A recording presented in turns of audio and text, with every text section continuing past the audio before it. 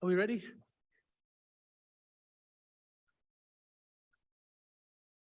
Okay. Well, welcome to the April Cabinet meeting. My name is Stephen Cowan. I'm the leader of the London Borough of Hammersmith and Fulham.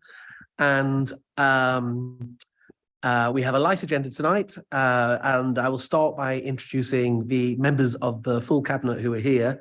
Ben, would you like to say your name and say hello? Hello, I'm Ben Coleman. Good evening. Rowan. Good evening, Rowan Reid, Cabinet Member for Finance and Reform. Good evening, Councillor Rebecca Harvey, Cabinet Member for Social Inclusion and Community Safety. Wesley Harcourt, Cabinet Member for Climate Change and Ecology. Good evening, I am Councillor Alex for Children and Education. Good evening, Frances Ume, the Cabinet Member for Housing and Homelessness. Good evening, Councillor Bora Kwan, Cabinet Member for Civic Renewal. Hello, Andrew Jones. I'm the Cabinet Member for the Economy. Right, excellent. We have, I think we have Patricia Quickly, who's an ex officio member of the Cabinet, who's online. And I can see a member of the opposition here, Councillor Alfonso. Welcome to the meeting. Right, there we go. So can I begin then by also mentioning that we have Sharon Lee here as the Interim Chief Executive and Grant Degg as the Assistant Director of Legal Services. Can I start by asking if the minutes for last meeting agreed? Are there any apologies for absence? I know of Councillor Schmidt and Councillor Holder have both sent their apologies who aren't able to make tonight. Councillor Schmidt being the whip and an ex officio member of the Cabinet. Declarations of interest. Any other declarations of interest? Right, can we move on to item number 4 then, the corporate revenue budget review for 22-23. I'll hand over to Councillor Ree. Thank you very much. This is our regular corporate revenue budget monitoring report. This one coming in at the end of the third quarter. This just gives a snapshot as to where the council funding was at the time as part of our ongoing monitoring work. And as it's the third quarter, this is the final one before the drawdown to the end of the year. Okay, any comments on the report? Questions? Councillor Cowan, can I speak? Certainly you can. So firstly, with regards to page 14, with regards to the upturn in inflation and then pay negotiations, would the council consider operating a performance rating driven pay structure like many other public sector bodies? Would this not reduce any risk of not rewarding those who perform exceptionally? 14 of the report. Yeah, I can answer that if you like, Rowan. We did have this extensive conversations about performance related pay in the early days of our administration. And the way it worked in practice was that officers could get a bonus under both the previous Conservative administration, the previous Labour administration, and was working, you could get a bonus and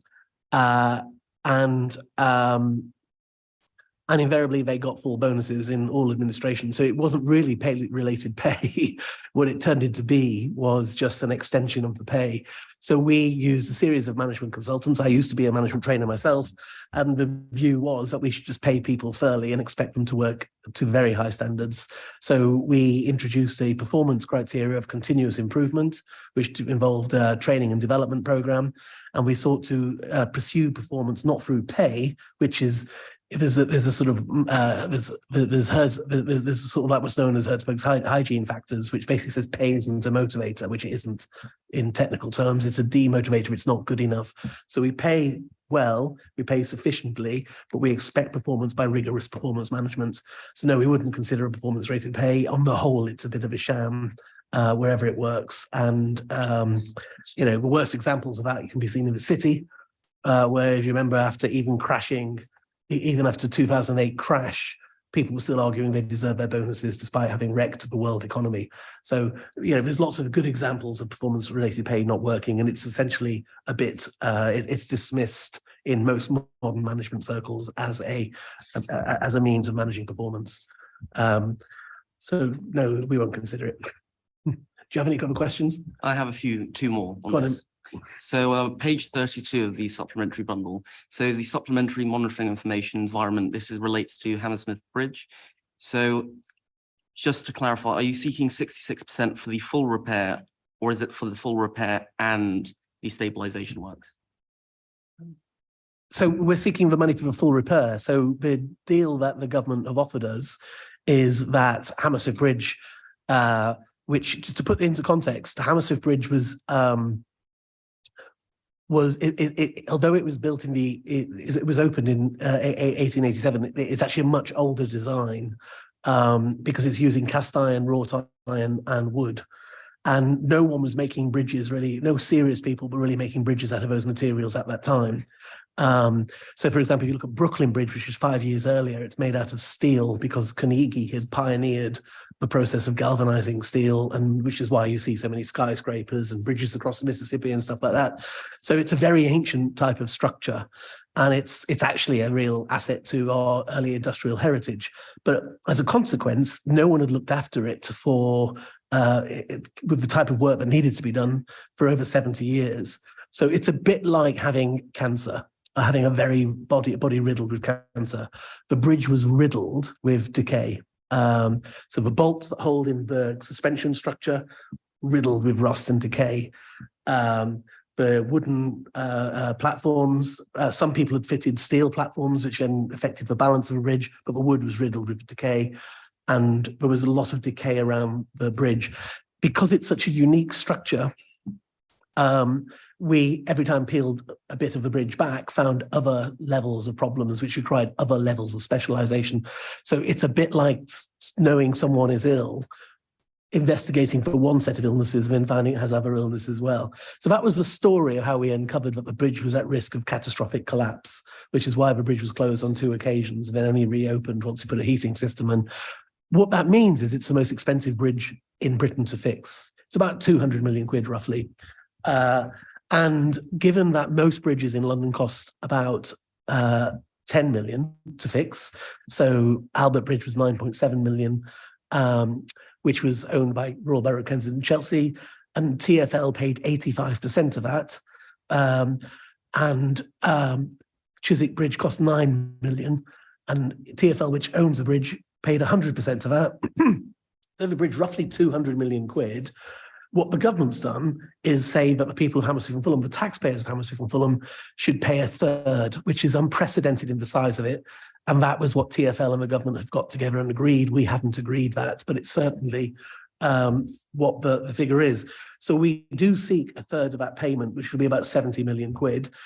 I think any reasonable elected representative of this borough, no matter what political persuasion they are, should ask themselves, why should the residents of this small London borough pay for Britain's most expensive bridge to be repaired at 70 million quid? And the answer is they shouldn't. It should be by users who pay, which is why we're leaning towards a toll. And that's what we'd ask the government or indeed the mayor to sign off. And that's the only reasonable position that we think we would meet the 70 million quid. You know, it's worth recognising that that would have borrowing 70 million quid, given the state of the economy, particularly after Liz Truss's mad budget, is very, very challenging to borrow that level of money and not harm services or not see council tax rises. Actually, I did meet the Secretary of State for Transport, Grant Sharps, in late 2020, who told me that he thought our council tax was very low and our residents could put council tax up. So I very strongly told him that we're proud to be a low tax borough, but these are, and we wouldn't be council taxes up. And I did find myself in the unusual position of lecturing a Conservative minister on the value of low tax. But there's been too much nonsense, I think, in this. But the fact is, this is a very old, decrepit bridge. We're moving at very fast pace fixing it. Even if we had the money now, it wouldn't be fixed any quicker. But there will come a crunch point where we have the full restoration, which we'll need to have the financing of the scheme resolved, and that's where that will be a chance for us all to make a decision. I would say that, you know, it would be good if we could take the party politics out of this. I don't think it helped that Greg Hands, the MP for Chelsea and Fulham, betrayed his residents and businesses by turning up on the 1st of August 2019 and saying that the council, he'd been advising the government to not give any money to the London Borough of Hammersmith and Fulham for the bridge. And I know Greg's modus operandi is often to just try and whip up that type of trouble and harvest it for votes, but I think that was very ill-judged to do that at the time, because later on when residents approached Grant Shapps and said, I think one resident who was a Conservative member, said, you should be talking to Councillor Greg Hands, and Grant Shapps, who was the Transport Minister at the time, said, I am in constant liaison with Greg Hands about this. So putting those two things together, and seeing all the protest on the bridge and the amount it feared in a Conservative campaign, I would genuinely say that has polluted what should have been a fairly rational process of how do we fix an ancient bridge, which is a national historic asset to the United Kingdom of Great Britain. And I would urge people in your party to stop seeing this as a potential political football and instead to pull in behind us. Because the irony is, when the Conservatives were in charge of the council for 8 years, currently the leader of the opposition was responsible for the bridge. Nothing happened. They spent a couple of £100,000, and that doesn't really equate to the 18 million we've spent so far. So it would be good if we took the politics out, focused on the genuinely challenging engineering issues, and all came together to get the bridge fixed. That is a historic national asset and is particularly important to people in the south of the river. And that's where we've had most of the feedback from. But yes, we are seeking to do the full restoration of the bridge. We've worked with Sir John Riplat's advice, with Foster's and Cowie, developed a very innovative approach. That's out for consultation at the moment. And that proved to be the most cost-effective, but also the quickest way of getting the bridge fixed. But I cannot understate the rot the bridge is in and the danger it was and how close we came to a catastrophic collapse. Questions? One more. Yep. And I think we can all agree, whatever party you're from, we don't want the bridge to collapse. So just for my final question, page 47 of the reports packed, housing income. Obviously, it's quite a worrying sign, the amount of rent being lost. And my main question is this increase in void properties due to the mismanagement of the borough-wide housing repairs? I think there are genuine challenges with housing across London at the moment. So you look at those challenges, and there are serious problems for building and repairing properties. So whether you're talking to developers who are building schemes, they will tell you they find it difficult to get skilled labour in, whether it's plumbers, chippies, bricklayers, steel workers. These are all challenges, and then materials have gone up as well. So that has had, because a void is essentially a re-repair of a house that's been left, that has had a effect on all aspects of our housing management. And turning around voids has been delayed because of quite structural problems within the economy. We have a new director of housing in Richard Sway, who's an amazingly effective operator, and he is finding a whole bunch of innovative ways forward on that. But I think you need to see it in the wider context. There's not a housing authority in Britain at the moment that doesn't find challenges, and we're certainly aware of them. And whilst we've in the past been very open about some of the mistakes that have been made, we're also, very open about the fact that we are on top of this. It's a priority to give residents the best council housing service in the country, and that's what we're focused on. And these are problems in the supply of labour and materials, and indeed skilled services. But we will overcome them. So, but they are. You're right to pick those out. They are a definite challenge. Any more questions? All right. Well, look, I think that takes us on then to. If I put my glasses back on. To the forward plan of key decisions. Can I ask if they're noted, please?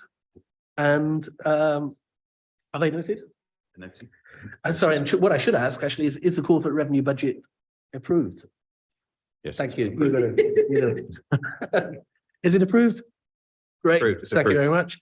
And obviously the forward plan of key decisions are noted. So thank you very much for your attendance. Councillor Cowan, 2 questions on the item 5.